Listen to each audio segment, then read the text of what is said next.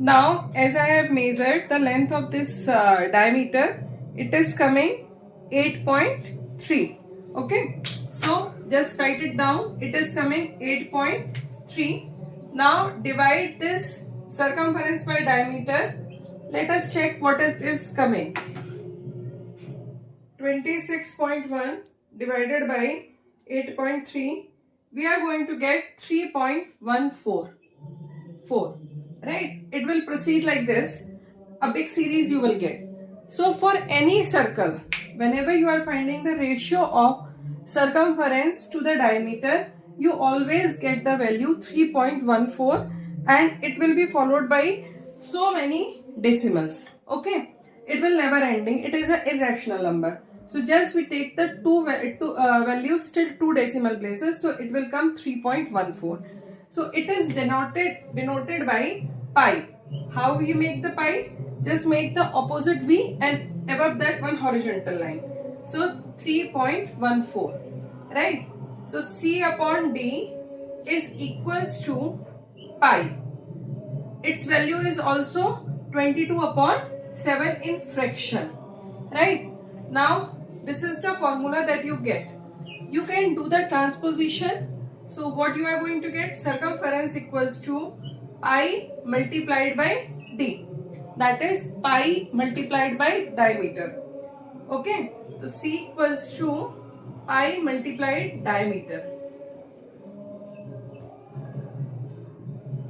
Now we know that diameter and radius both are having some relationship. What is that relationship? Diameter is equals to 2 multiplied radius. That is d equals to 2r. Okay. So here the d will be replaced by this 2r. So what you are going to get? C equals to 2 pi r. Okay. So we are going to get the two formula for the circumference. When diameter is given, then you can apply pi into d.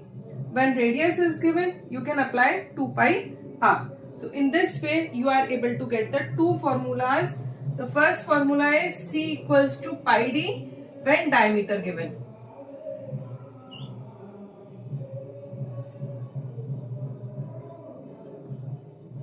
And C equals to 2 pi r when radius is given.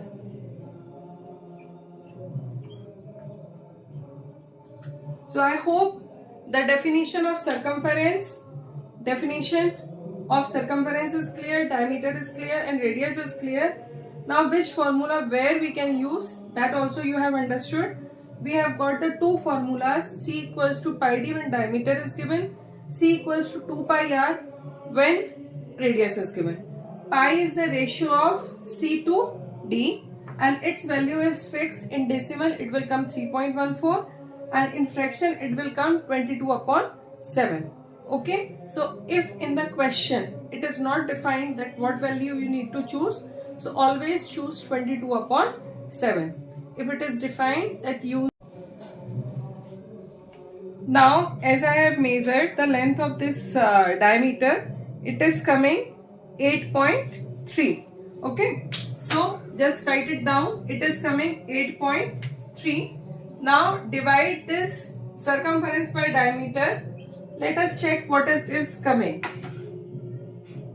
26.1 divided by 8.3. We are going to get 3.144. Right? It will proceed like this. A big series you will get. So for any circle, whenever you are finding the ratio of circumference to the diameter, you always get the value 3.14 and it will be followed by so many decimals. Okay, it will never ending. It is an irrational number. So just we take the two values till two decimal places, so it will come 3.14. So it is denoted by pi. How you make the pi? Just make the opposite v and above that one horizontal line. So 3.14, right? So C upon D is equals to pi.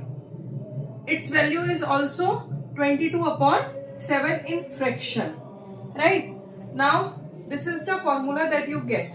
You can do the transposition.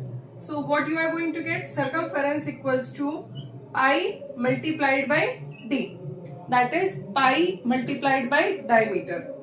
Okay, so C equals to pi multiplied diameter. Now we know that diameter and radius both are having some relationship. What is that relationship? Diameter is equals to 2 multiplied radius, that is d equals to 2r.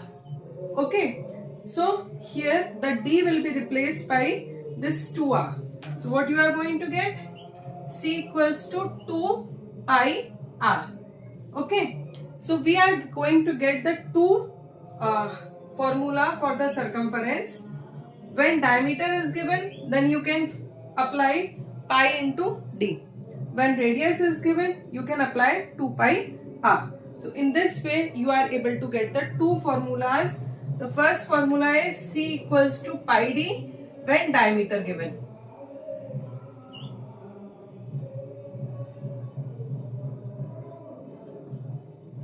And C equals to 2 pi r when radius is given.